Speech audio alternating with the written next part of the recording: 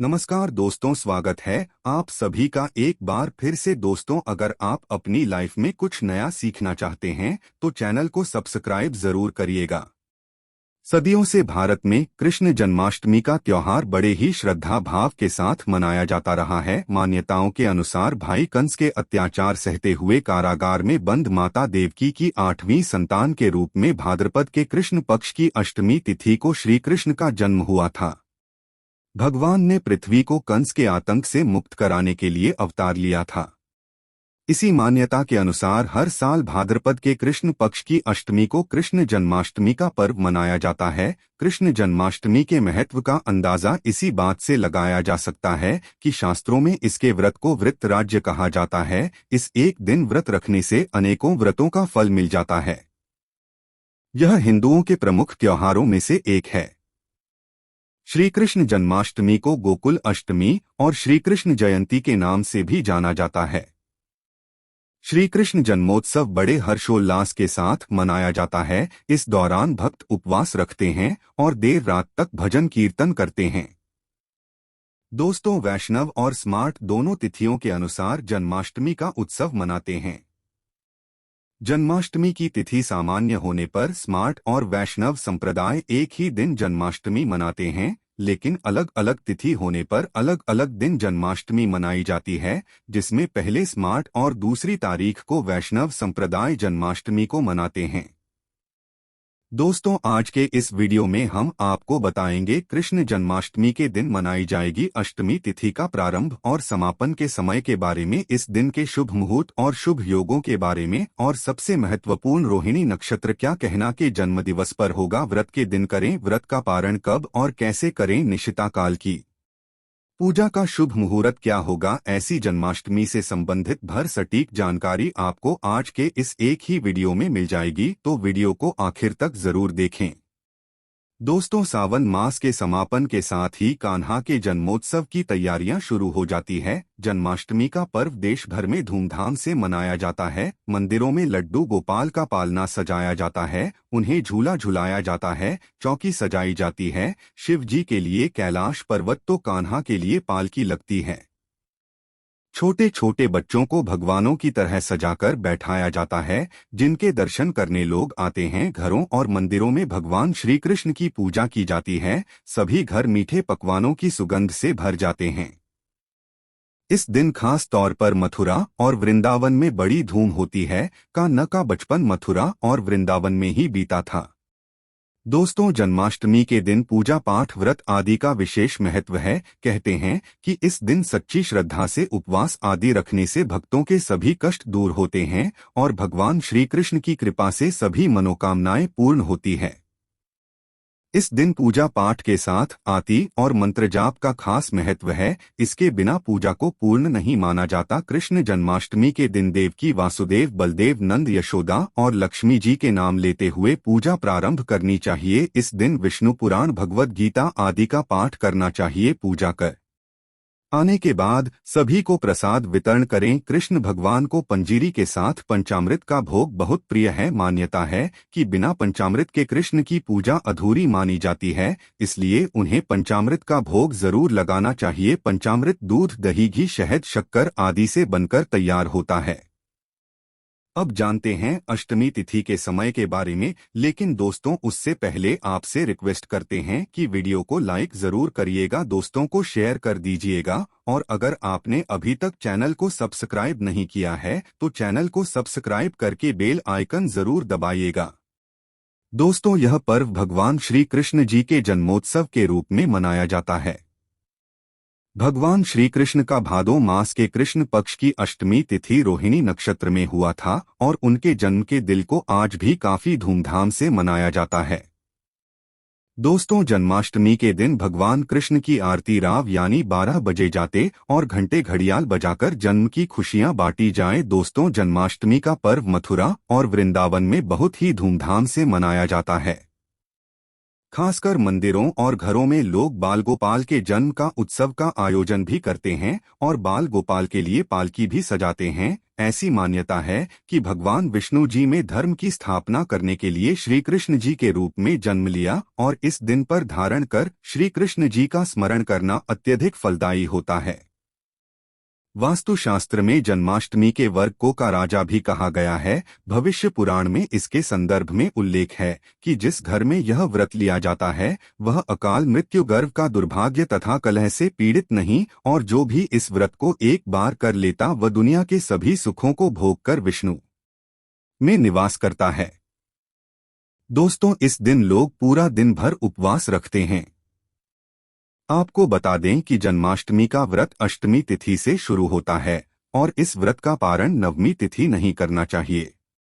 सब इस वर्ग का पूरा फल प्राप्त होता है और जो लोग इस व्रत को रखें उन्हें सुनने की रात में हल्का व सात्विक भोजन करना चाहिए, साथ ही ब्रह्मचर्य का पालन करना चाहिए। दोस्तों, जन्माष्टमी के व्रत के दिन कुछ लोग निर्जला रहते हैं तो वहीं कुछ लोग फलाहार करके भी इस व्रत को पूरा कर सकते हैं। दोस्तों, जन्माष्टमी के दिन प्रातः काल जल्दी उठकर स्नान आदि कर स्वच्छ वस्त्र धारण करें। इसके पश्चात पूर्व या उत्तर दिशा की ओर मुंह करके बैठ जाएं और अपने हाथ में थोड़ा सा जल कर अक्षत ले लें और जन्माष्टमी के व्रत का संकल्प करें। इसके पश्चात भगवान कृष्ण जी की पूजा करें। बता दें कि भगवान श्री कृष्ण जी की पूजा निश्चित काल यानी आधी रात में करने की परंपरा रही है और के घरों में रात 12 बजे भगवान कृष्ण जी का जन्म नहीं किया जाता है। तो जो लोग कृष्ण जी का जन्म रात में करते हैं वे नाल छेदन भी करते हैं, तो उनके लिए बता दें कि 12 बजने से कुछ घंटे पहले ही एक पत्ते वाला खंगाला थोड़ा सा काटकर उसमें लड्डू गोपाल, फिर जब 12 बजे तो भगवान को सिरे से बाहर निकालकर एक सिक्के की मदद से खीरे को काट दें। इसे नापा छेदन कहा जाता है। इसके पश्चात उन्हें सबसे पहले शुद्ध जल से स्नान कराया, फिर उन्हें पंचामृत, दूध, दही, घी, शहद और शक्कर से स्नान कराएं। तत्पश्चात गंगा जल से स्नान कराएं। इसके पश्चात शुद्ध जल से स्नान कराने के पश्चात उन्हें साफ कपड़े से पहुंचकर उन्हें नए सुंदर चमकीले वस्त्र धारण कराया और उनका श्रृंगार करें। इसके पश्चात उन्हें झूले या सिंहासन में विराजमान का ध्यान रहे। इस दौरान आप कृष्ण नाम का जाप करते रहें या राधे राधे बोलते रहे या कृष्ण जी के किसी भी मंत्र का जाप करते रहें।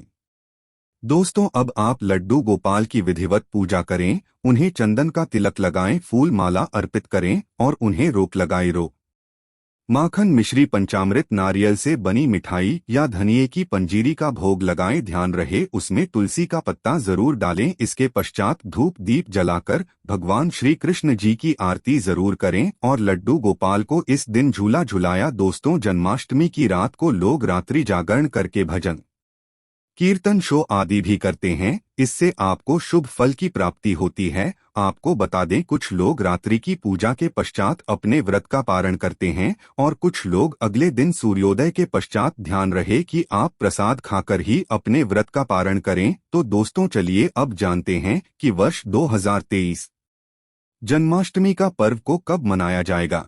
आपको बता दें कि जन्माष्टमी कृष्ण पक्ष की अष्टमी तिथि इस बार 6 सितंबर को रहे। कृष्ण जी का 5250वां जन्मदिन है। ऐसे में यह 6 सितंबर को दोपहर 3:37 से शुरू होगा और 7 सितंबर को शाम 4:14 तक रहेगा। दोस्तों, इस दिन सुबह 9:20 से रोहिणी नक्षत्र शुरू होगा। ऐसे में ग्रस्त सितंबर और वैश्य संप्रदाय के लोग 7 सितंबर को इस त्योहार को मनाया। दोस्तों, जन्माष्टमी के लिए इस बार शुभ मुहूर्त 40 मिनट का है, जो कि 12:02 से 12:48 तक रहेगा। ऐसे में इस दिन रोहिणी नक्षत्र का संयोग भी बन रहा है।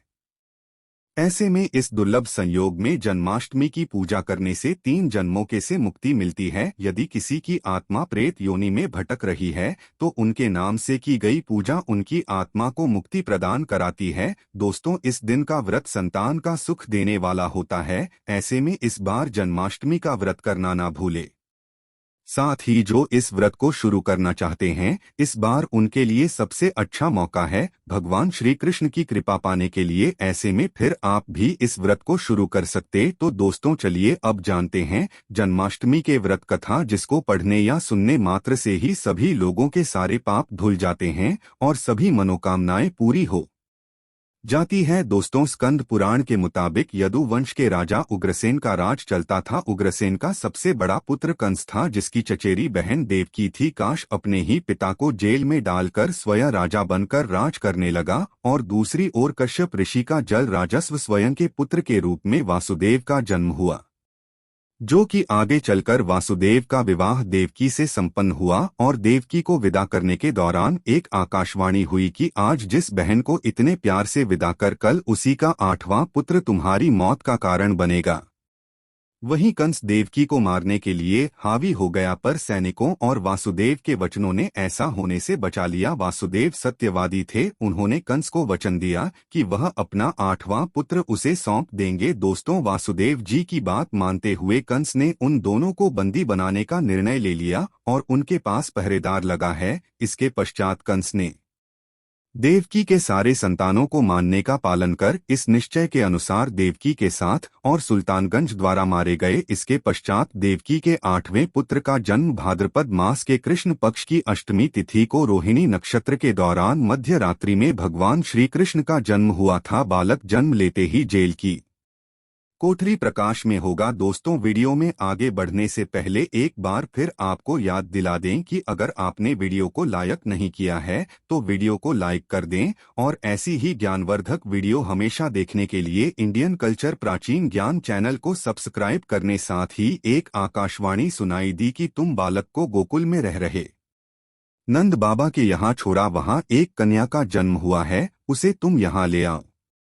ऐसे सुनते ही वासुदेव की हटकर लाखों और वह तुरंत एक टोकरी में श्री कृष्ण को रखकर इसे माथे पर लादे गोकुल की ओर निकल पड़े। रास्ते में यमुना नदी बाल कृष्ण के चरणों को स्पर्श करने के लिए शांत कराकर फिर चरण स्पर्श करते हुए पूर्ण शाम। फिर इसके पश्चात वासुदेव ने अपने पुत्र को यशोदा मैया के बगल में सोला कर वहां से कन्या लेकर वापस कारागार लौट आया। तत्पश्चात जेल के दरवाजे अपने आप बंद हो गए। उनके हाथों में फिर से हथकड़ी लगा है। इसके पश्चात सारे पहरेदार भी उठ गए और कन्या के रोने की आवाज आने लगी। सूचना मिलते ही इन्हें कारागार से कन्या को लाया और उसे मारने की कोशिश की, लेकिन वह आकाश में उड़ गई और बोली, अरे मूर्ख, मुझे मारने से क्या होगा, तुझे मानने वाला पैदा हो चुका है। यह बात सुनकर कृष्ण का पता लगाकर उसे मारने का प्रयास किया। आज्ञा देते हुए राक्षस भेजे, लेकिन कृष्ण को कोई नहीं मार सका। अंत में श्री कृष्ण ने कंस का वध किया और उग्रसेन को पुनः राजा बना दिया गया। और इस प्रकार श्री कृष्ण जन्माष्टमी के व्रत कथा पूरी होती है। तो ऐसी मान्यता है कि जन्माष्टमी के दिन कहानी को पढ़ने या सुनने से सारे पाप धुल जाते हैं, जीवन की हर समस्या का समाधान मिलता है, साथ भगवान का आशीर्वाद भी सदैव बना रहता है। तो दोस्तों अब आगे बढ़ते हैं और आप जानते हैं कि जन्माष्टमी के दिन वह कौन से उपाय है जिसको करने मात्र से आपकी किस्मत चमक जाएगी और आपके सारे अटके हुए कार्य बनते चले जाएं। सबसे पहले बात करते हैं, यदि आपके कार्य अटके हुए हैं तो आप कृष्ण जन्माष्टमी के दिन सुबह स्नान ध्यान आदि करने के पश्चात घर के बाल गोपाल को नई पोशाक पहना भोग लगाएं और गोपी चंदन से सिंगार कर पास के राधा कृष्ण मंदिर में जाकर वैजयंती फूलों की माला अर्पित करें। यदि वैजयंती फूल माला न मिले तो पीले रंग के फूल माला भी अर्पित कर सकते हैं। ऐसा करने से भगवान कृष्ण का आशीर्वाद मिलेगा और आपके अटके कार्य में प्रगति आए। इस उपाय से भाग्य होगा आपका मजबूत। दोस्तों जन्माष्टमी के दिन बाल गोपालकों के शहर में मिश्री साबूदाने की खीर या तुलसी दल डालकर भोग लगाएं, लेकिन ध्यान रहे कि में चीनी की जगह मिश्री की डली डाले, साथ सफेद मिठाई भी अर्पित करें। ऐसा करने से कान्हा की कृपा मिलती है और आपका भाग्य भी मजबूत होता है। इस उपाय से धन धान्य की कमी नहीं होगी। दोस्तों सुख समृद्धि के लिए जन्माष्टमी के दिन बाल गोपाल की पूजा करते समय एक पान का पत्ता भी अर्पित करें। फिर पत्ते पर सिंदूर से श्री हरि लिखे, फिर रोज उसको पूजा करने के पश्चात जहां पैसा रखते हैं वहां रख दें। ऐसा करने से घर में धन धान्य की कमी नहीं होती है और धन संबंधी समस्या नहीं होती। इस उपाय से मिले आपको शुभ समाचार दोस्तों, जन्माष्टमी के दिन गाय और उसके बछड़े की सेवा करें और आशीर्वाद इसके साथ ही गाय और उसके बछड़े की मूर्ति भी लेकर आए और बाल गोपाल के पास मूर्ति को रखकर उसकी पूजा करें। ऐसा करने से भगवान कृष्ण की कृपा जल्द शुभ समाचार सुनने को मिलती है।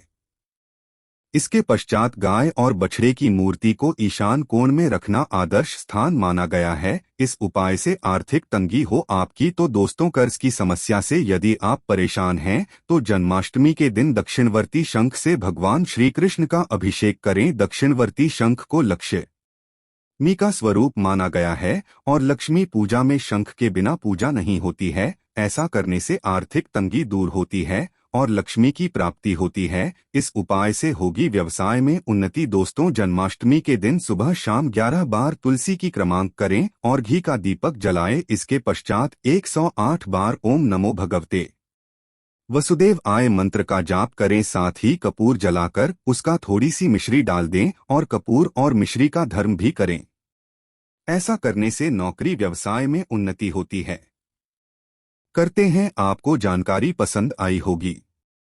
ऐसे ही धार्मिक जानकारी दिलाने वाले वीडियो देखने के लिए चैनल को सब्सक्राइब करें, बेल आइकन को प्रेस करें। धन्यवाद।